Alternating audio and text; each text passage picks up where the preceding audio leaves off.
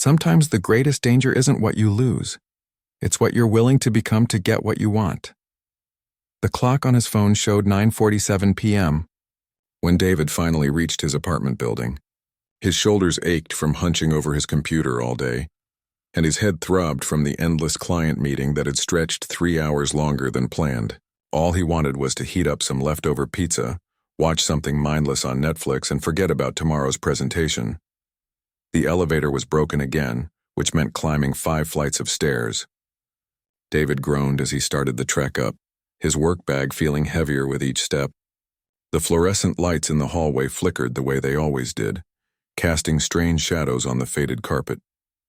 Nothing unusual there, but when he reached his door, something felt off. David stopped, his keys halfway to the lock. The door was open just a crack, maybe an inch or two. A thin line of light from inside spilled into the hallway. His first thought was that he'd been robbed. His heart started beating faster as he tried to remember if he'd locked the door that morning. He always locked it. Always. It was one of those habits his mother had drilled into him since childhood. David pushed the door open slowly, listening for any sounds inside. The living room looked normal. His old couch was still there, his gaming console untouched, even his laptop sitting on the coffee table exactly where he'd left it. Nothing seemed missing or out of place. Maybe the wind had blown it open somehow. But that didn't make sense. His apartment was on the 5th floor and the door was heavy. Plus, he distinctly remembered turning the key that morning before rushing to catch his bus. He stepped inside and closed the door behind him, turning the lock with a loud click that echoed through the quiet apartment. The familiar smell of his home hit him. A mix of coffee, the vanilla candle his sister had given him, and something else he couldn't quite place. Something floral, like expensive perfume. David dropped his bag by the door and loosened his tie. The stress of the long day was making him paranoid, that was all. He'd probably just forgotten to lock up properly in his morning rush. It wouldn't be the first time he'd done something absent-minded when he was worried about work. He walked toward the kitchen, already thinking about that leftover pizza, when he heard it. The softest sound, like fabric rustling, it came from his bedroom. David froze. His apartment was small enough that he could see most of it from where he stood, but the bedroom was around the corner, hidden from view. The sound came again, definitely from that direction. His mouth went dry. Someone was in his bedroom. For a moment, he considered grabbing his phone and calling the police. But what if it was nothing? What if it was just his neighbor's cat that sometimes got confused and wandered into the wrong apartment? He'd feel pretty stupid explaining that to emergency services. Instead, David moved quietly toward the bedroom, his heart pounding so hard he was sure whoever was in there could hear it. Each step seemed to echo despite his efforts to be silent. The wooden floor creaked under his weight in all the familiar spots. As he got closer, he could see a slice of his bedroom through the partially open door. The lamp on his bedside table was on, casting a warm glow across the room. He never left that light on during the day. David took a deep breath and pushed the door open. There was a woman standing by his window. She had her back to him, looking out at the city lights below. She was tall, probably around his age, with dark hair that fell in waves past her shoulders. She wore a black coat that looked expensive, the kind of thing he'd see in store windows but could never afford. Her posture was confident, relaxed, like she belonged there. David stood in the doorway, unable to move or speak. This wasn't what he'd expected. A burglar, maybe. A confused neighbor, possibly. But not this. Not someone who looked like she was simply enjoying the view from his bedroom window. The woman must have sensed his presence because she turned around slowly, as if she'd been expecting him. When she faced him, David saw that she was beautiful in an intimidating way. Her eyes were dark and intelligent, and when she smiled, it wasn't the embarrassed or frightened expression he would have expected from someone caught in a stranger's apartment. Instead, her smile was confident, almost amused. Like she knew something he didn't. "Hello, David," she said, and her voice was smooth, cultured. "I've been waiting for you." David's mind went blank. How did she know his name? More importantly, how was she so calm about this entire situation? He opened his mouth to speak, but no words came out. The woman stepped away from the window, moving with a grace that seemed almost practiced. She didn't seem concerned about his shock or the fact that she was clearly trespassing. If anything, she looked pleased to see him. I know this is unexpected, she continued as if they were having a normal conversation. But I needed to talk to you, and this seemed like the best way to get your attention. David finally found his voice. Who are you? How did you get in here? The questions came out rougher than he intended. But he was still processing the impossibility of the situation. My name is Victoria, she said, settling onto the edge of his bed as if she'd done it 100 times before. And as for how I got in, well, that's not really important right now. What matters is why I'm here. David remained frozen in the doorway. Every instinct told him to call the police, to demand that she leave, to do something other than stand there listening to her speak as if this was perfectly normal. But there was something about her presence that made him hesitate. Maybe it was the way she said his name, like she'd known him for years. Or maybe it was the fact that she didn't seem dangerous, just different. There was an energy about her that he couldn't quite understand, something that made him want to hear what she had to say. This is crazy, David said, more to himself than to her. This is completely crazy. Victoria's smile widened. The best opportunities usually are. She reached into her coat and pulled out what looked like a business card, holding it between two fingers. I have a proposition for you, David. Something that could change your entire life. David stared at the card without moving to take it. Lady, I don't know what kind of game you're playing, but you need to leave. Right now, before I call the police. You could do that, Victoria agreed, still holding the card toward him, but then you'd never know what you missed. And trust me, you'd spend the rest of your life wondering. There was something in her tone that made David believe her, not just the words, but the certainty behind them, as if she could see his future laid out like a map. Against his better judgment, David found himself stepping closer. David reached out and took the card from Victoria's hand. His fingers brushed against hers for just a second, and he noticed how warm her skin was despite the cool evening. The card itself was strange, completely black with only a phone number printed in silver letters. No company name, no address, nothing else. What kind of business card is this?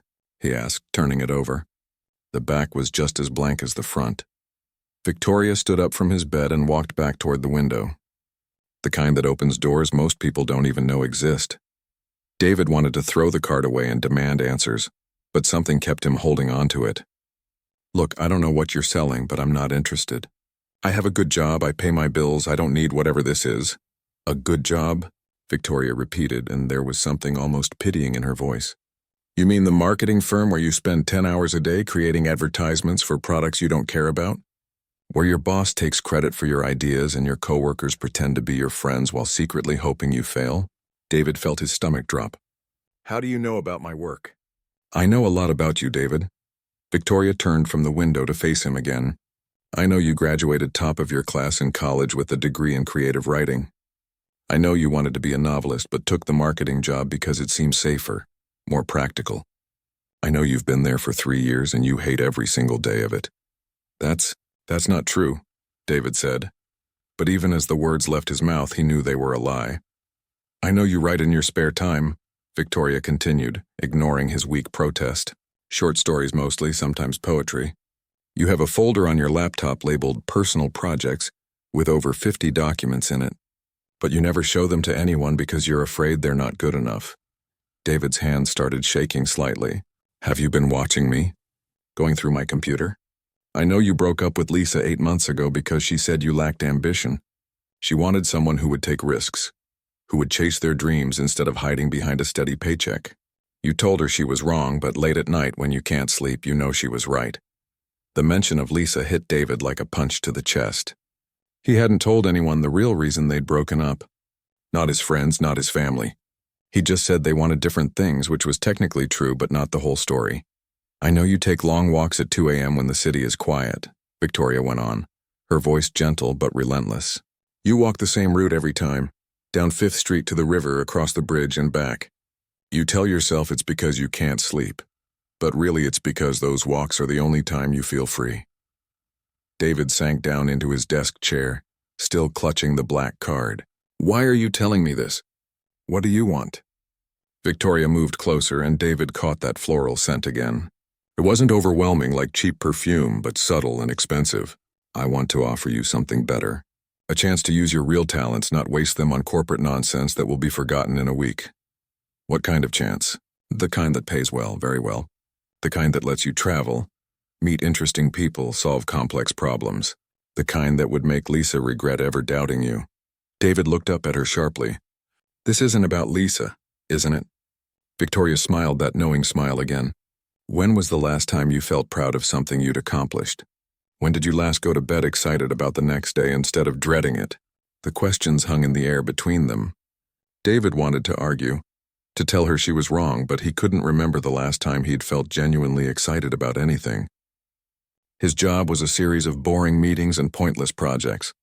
His social life consisted of occasionally grabbing drinks with coworkers who only talked about work anyway. His weekends were spent doing laundry and grocery shopping and catching up on all the things he was too tired to do during the week. What exactly are you offering me? He asked quietly.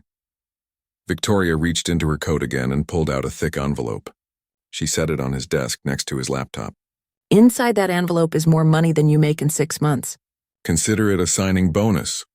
David stared at the envelope but didn't touch it. For what? You still haven't told me what kind of work you're talking about. Consulting, Victoria said smoothly. We help companies solve problems they can't handle internally. Sometimes that means research, sometimes analysis, sometimes more creative solutions. You'd be perfect for it. You have the writing skills to create compelling reports, the marketing background to understand business needs, and the intelligence to see patterns other people miss. It sounded too good to be true, which meant it probably was. What's the catch? No catch. Just commitment. Once you're in, you're in.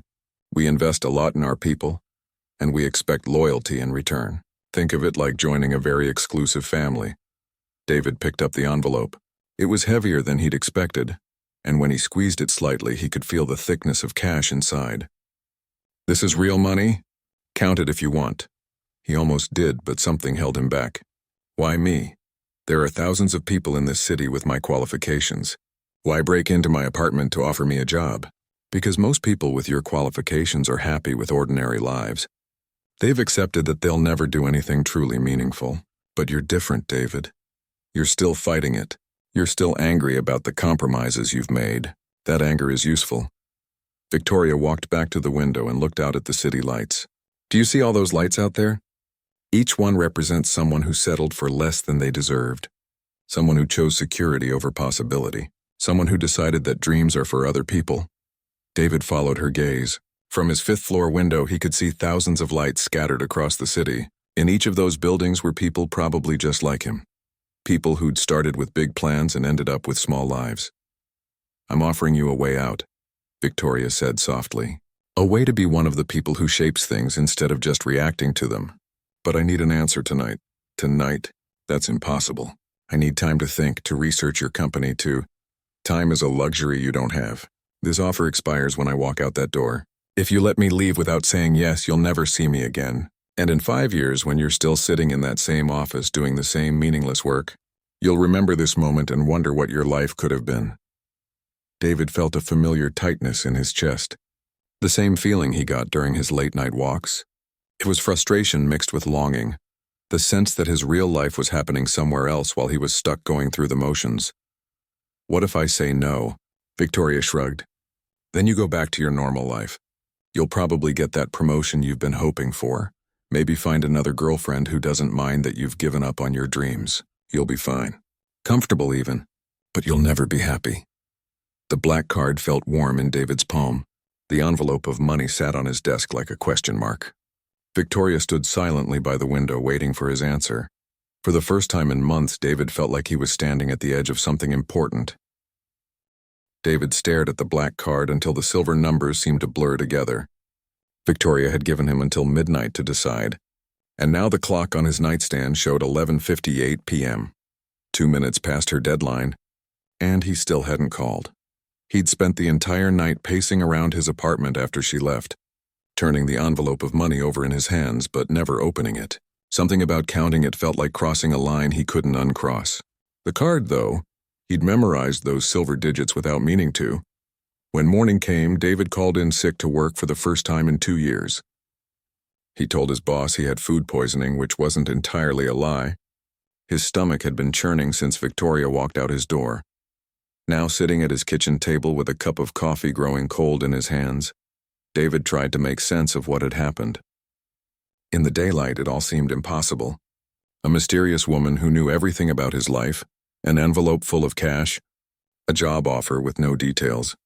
It sounded like something from a movie, not real life. He picked up his phone and dialed the number on the card. It rang once, twice, 3 times, then went to voicemail. But instead of Victoria's smooth voice, he heard a generic automated message with no company name or identification. David hung up without leaving a message and immediately tried again. Same result. He called 5 more times throughout the morning, always getting the same anonymous voicemail. By noon, he was starting to wonder if he'd imagined the whole thing. Maybe the stress from work had finally gotten to him. Maybe he'd had some kind of breakdown and created this elaborate fantasy to escape his boring life. But the envelope was real. He could see it sitting on his desk, and when he picked it up, the weight of the money inside was undeniable. Whatever had happened, it wasn't all in his head. David spent the afternoon trying to find any trace of Victoria online. He searched for consulting firms that might use black business cards, companies that recruited people in unusual ways, anything that might explain who she was or what she represented. He found nothing. He even tried searching for her name combined with words like consulting and recruitment, but thousands of results came up, none of them seeming to match the woman who'd been in his apartment. The more he searched, the more frustrated he became. It was like she'd appeared from nowhere and disappeared just as completely. That evening, David walked down to his building's front desk. The security guard was an older man named Frank who'd worked there for almost a decade. If anyone had seen Victoria enter or leave the building, it would be him. "Hey, Frank," David said, trying to sound casual. "Did you see anyone coming to visit me yesterday? A woman, dark hair, wearing a black coat?" Frank looked up from his newspaper and shook his head. "Nope, haven't seen anybody unusual." "Why, you expecting someone?" "Just wondering. Maybe she came in with another resident?" "Could be, but I keep a pretty good eye on things. Especially with women that good-looking." Frank grinned. "You holding out on me, David? Got yourself a mystery girlfriend?" David forced a smile. "Something like that." He went back upstairs feeling more confused than ever. The building had security cameras in the lobby and by the elevator. If Victoria had entered through the front door, there would be footage of her. But Frank, who noticed everything, claimed he hadn't seen her at all. David spent the next hour examining his apartment for signs of how Victoria might have gotten in. His front door showed no signs of being picked or forced. The windows were all locked from the inside, and even if someone could have climbed 5 stories up the outside of the building, they were all closed when he got home. It was like she'd materialized out of thin air. The next day, David couldn't concentrate on anything at work.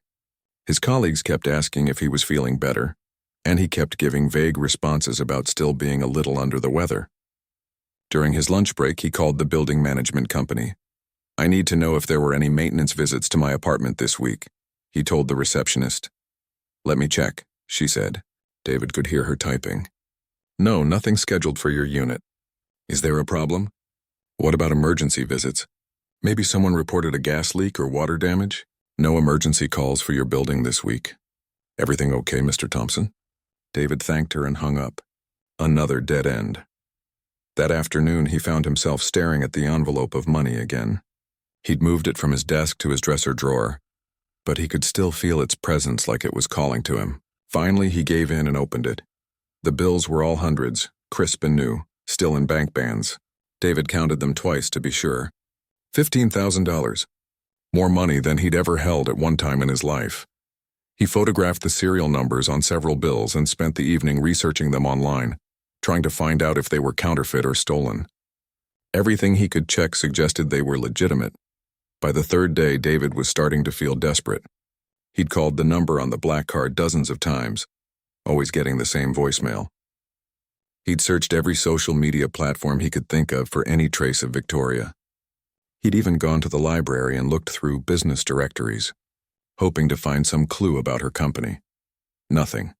It was like she'd never existed. His coworker Jake noticed his distraction during a team meeting. "You've been weird all week, man." "What's going on?" David almost told him. The words were right there, ready to spill out. But how could he explain without sounding completely insane? "Hey, Jake, a mysterious woman broke into my apartment and offered me a job. But now I can't find any evidence she was ever real." Just tired, David said instead. Haven't been sleeping well. That night, David lay in bed staring at the ceiling. He'd been over every detail of his encounter with Victoria 100 times, looking for something he'd missed. Some clue about who she was or how to find her. The worst part was that he was starting to want to find her. Not just for answers, but because she'd been right about everything. He did hate his job. He was wasting his talents. He was settling for a life that felt like it belonged to someone else. Maybe that was the real reason he couldn't let this go. Victoria had shown him a mirror, and he didn't like what he'd seen reflected back. David got up and walked to his dresser.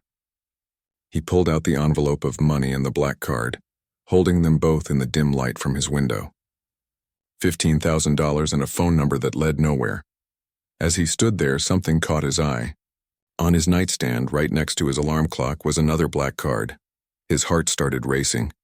He was sure it hadn't been there when he went to bed. He'd been checking that spot obsessively for 3 days, and it had always been empty. David picked up the new card with shaking hands. This one was different from the first. Instead of a phone number, it had an address written in the same silver letters. He looked around his bedroom, half expecting to see Victoria standing by the window again. But he was alone. The apartment was silent except for the sound of his own breathing. David looked at the address on the card. It was downtown, only a few miles away. A part of the city he knew well, full of office buildings and restaurants. Tomorrow was Saturday. He could go there, see what was waiting for him. Finally get some answers, or he could throw both cards away and pretend none of this had ever happened. David sat on the edge of his bed, turning the new card over in his hands. The silver letters seemed to shimmer in the darkness like they were alive. Saturday morning arrived gray and drizzly, matching David's mood perfectly. He'd barely slept, spending most of the night staring at the address on the second black card. By 7 a.m., he gave up on sleep entirely and made coffee with hands that wouldn't stop shaking. The address led to the Meridian Tower, a sleek glass building in the financial district that David had walked past hundreds of times. He'd never paid much attention to it before, but now he found himself researching everything he could about the building online. According to the directory, it housed dozens of companies, law firms, investment groups, consulting agencies, nothing that seemed connected to Victoria or her mysterious organization. The building's website showed a standard corporate lobby with marble floors and a security desk. Nothing unusual or secretive. David spent the morning walking around his neighborhood, trying to work up the courage to go downtown. Part of him wondered if this was all an elaborate prank, if he'd find nothing but empty offices and confused security guards. But another part of him, the part that had been growing stronger since Victoria's visit, desperately wanted answers. At 2 p.m., he finally took the bus downtown. The Meridian Tower looked exactly like its website photos, impressive but ordinary. David stood across the street for 10 minutes, watching people come and go through the revolving doors. Business people in expensive suits, delivery workers, tourists asking for directions, normal Saturday afternoon activity. The security guard at the front desk was young and bored-looking, scrolling through his phone between checking visitor IDs. David approached him with the black card in his pocket, unsure what to say. "Excuse me," David began. "I'm supposed to meet someone here, but I don't have a specific office number." The guard looked up with mild interest. "Company name?" David pulled out the card and showed him the address. "Just this." The guard examined the card, turning it over in his hands. His expression changed subtly, becoming more alert. 20th floor, he said, handing the card back. "Elevator bank C, that's it. You don't need to see my ID or call up." The guard was already looking back at his phone. 20th floor, he repeated. David felt a chill as he walked toward the elevators. The guard had recognized the card, had known exactly where to send him without asking any questions. Whatever was happening, it was real and organized in a way that made his stomach clench with anxiety. The elevator ride to the 20th floor felt like it lasted forever. David watched the numbers climb, 15, 16, 17, and wondered if he was making the biggest mistake of his life. When the doors finally opened, he found himself in a hallway that looked nothing like the rest of the building, where the lobby had been all marble and chrome. This floor was decorated in warm woods and soft lighting. Expensive-looking artwork hung on the walls, and the carpet was thick enough to muffle his footsteps completely. It felt more like a luxury hotel than an office building. There was only one door visible from the elevator, made of dark wood with no nameplate or number. David approached it slowly, half expecting it to be locked. But when he turned the handle, it opened smoothly. Inside was a conference room with floor-to-ceiling windows that offered a stunning view of the city. A long table dominated the space, surrounded by leather chairs that probably cost more than David made in a month. And sitting at the far end of the table, wearing the same knowing smile he remembered, was Victoria. But she wasn't alone. 3 other people sat around the table, all watching David with the same intense interest. There was an older man with silver hair and expensive glasses, a woman about Victoria's age with sharp features and perfectly styled blonde hair, and a younger man who couldn't have been much older than David himself. "Please. Come in," Victoria said, gesturing to an empty chair. "We've been waiting for you." David remained frozen in the doorway. "Who are these people?" "My colleagues," Victoria said simply. "Please sit. We have a lot to discuss." Against his better judgment, David walked to the empty chair and sat down. The leather was impossibly soft, and the chair seemed to adjust to his body automatically. Everything in the room screamed money and power in a way that made him acutely aware of his worn jeans and old sneakers. "I know you have questions," Victoria began, "and I promise we'll answer them. But first let me introduce you to the team. This is Alexander."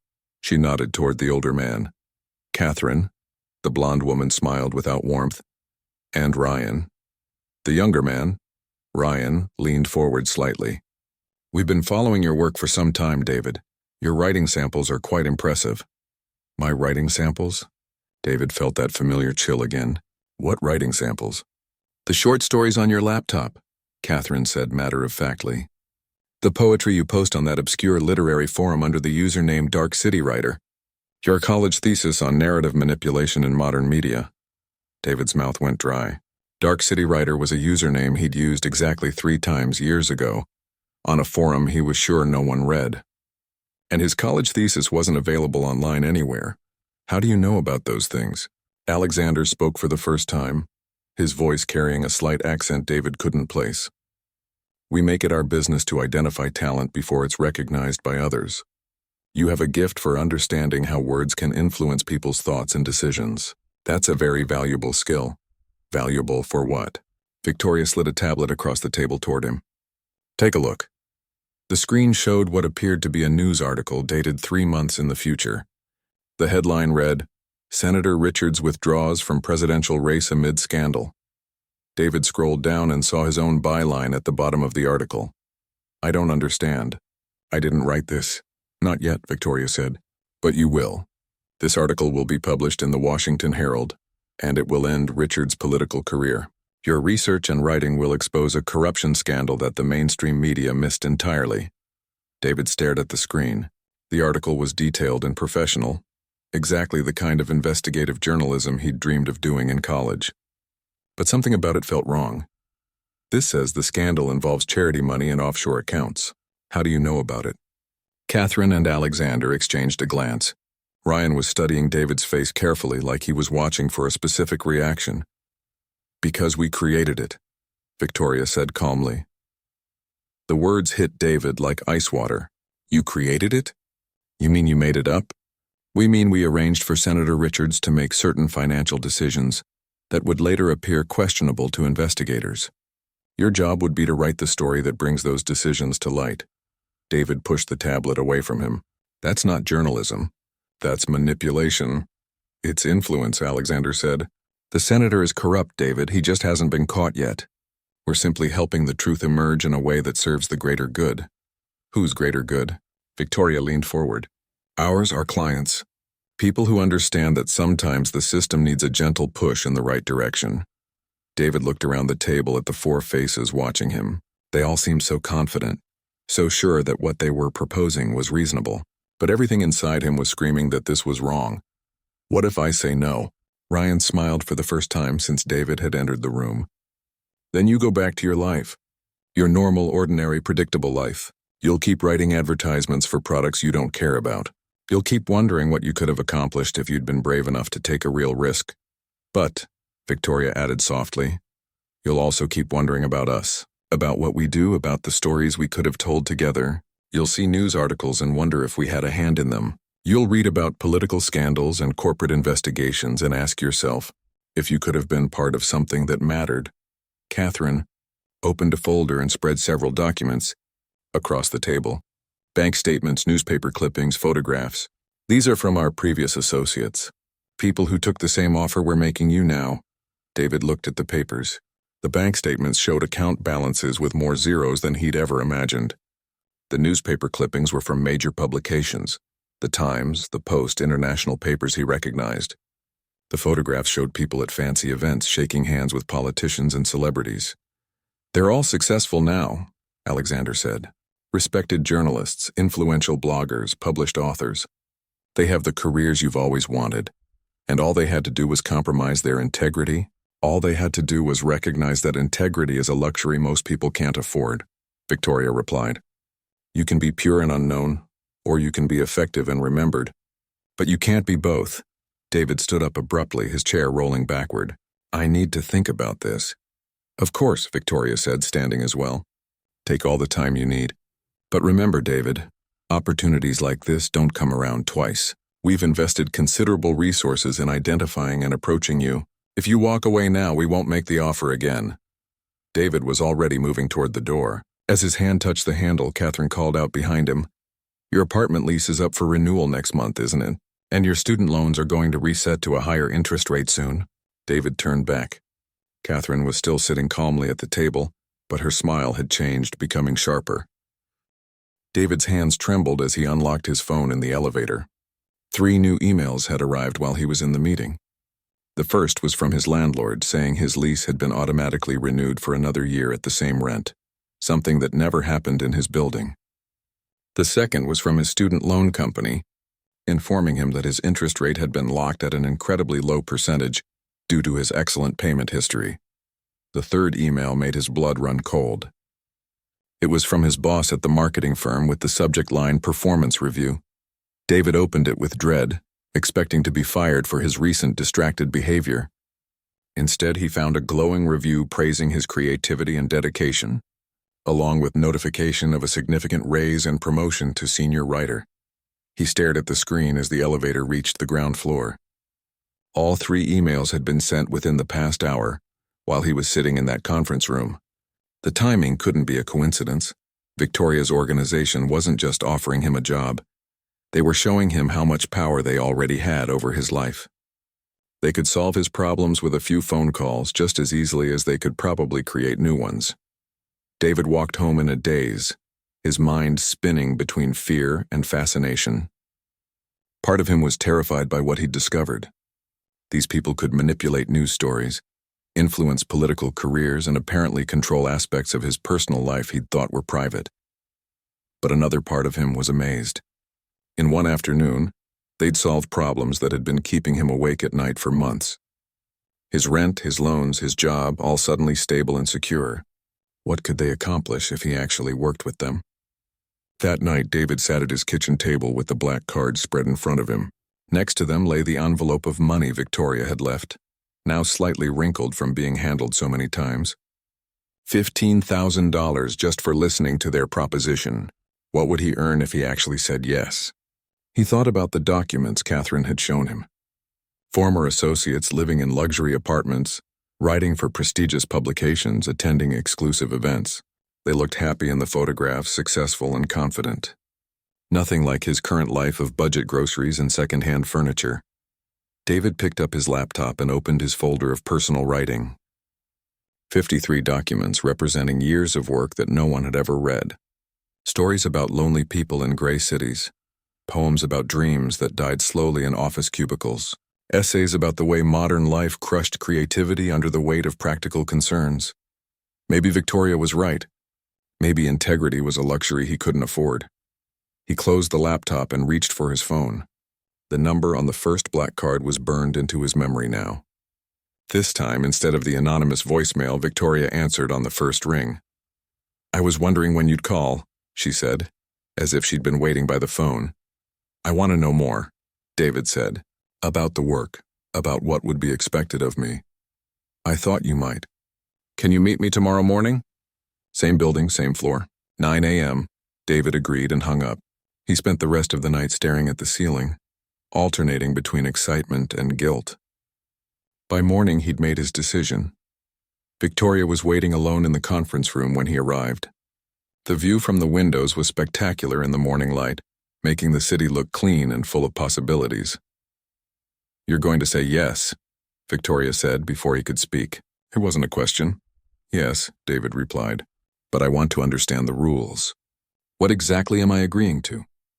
Victoria slid a contract across the table. It was surprisingly simple for such a momentous decision. Only 3 pages of clean, straightforward language. David read through it carefully, looking for hidden clauses or legal traps. The terms were generous. A starting salary that was triple what he made at the marketing firm, comprehensive benefits, travel allowances, and performance bonuses that could double his income. In exchange, he would write articles, reports, and analysis pieces as directed by the organization.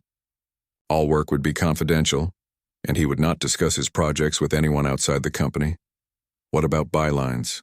"Will my name be on the articles?" "Sometimes, when it serves our purposes. Other times you'll write under pseudonyms or your work will be attributed to our contacts at various publications. The important thing is that your words will have real impact."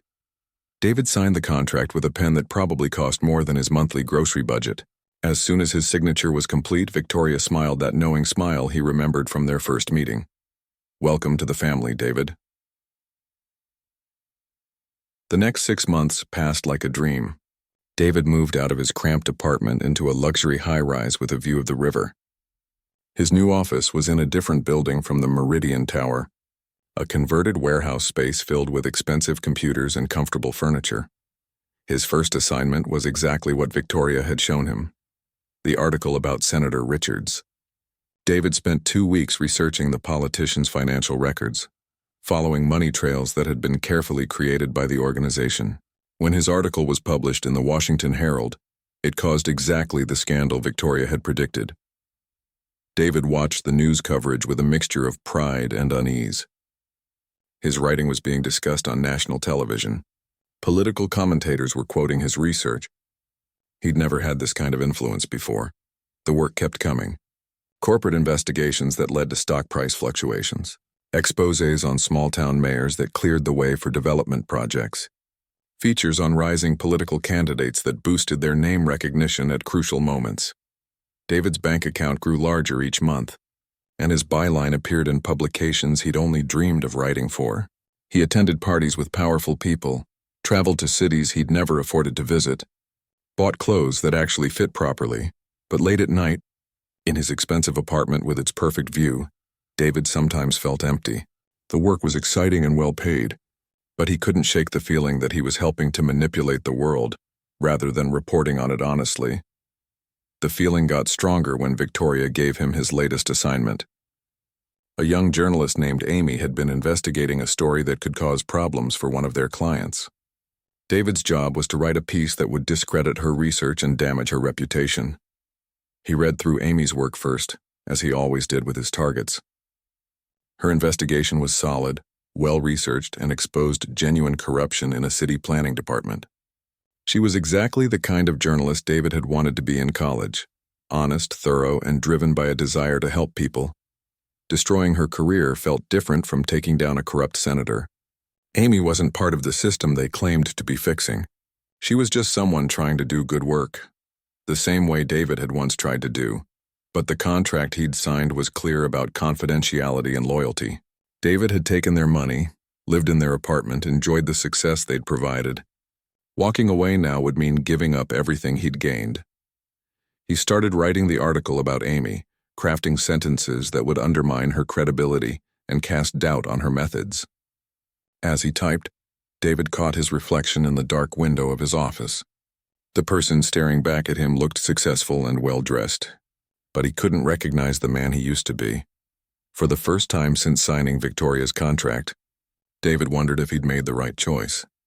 He thought about Amy, probably working late in some cramped apartment, believing that her story would make a difference. She reminded him of someone he used to know. David saved the document and closed his laptop.